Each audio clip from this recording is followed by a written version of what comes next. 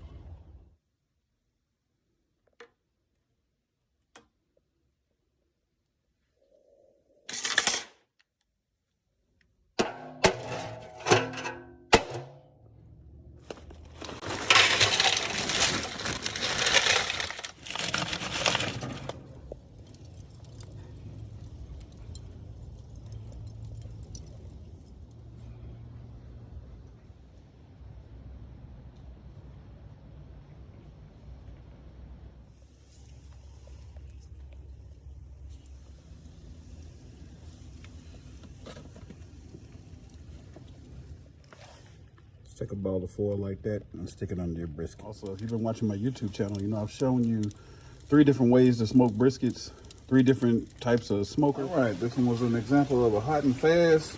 You're looking for 195, but I usually like try to get mine to 200. Let's see what we got. Remember, it'll go up another 10 degrees whenever you take it off the grill. So as you can see with this untrimmed fat side up, we got some good bark on it, but you had some pooling in different areas.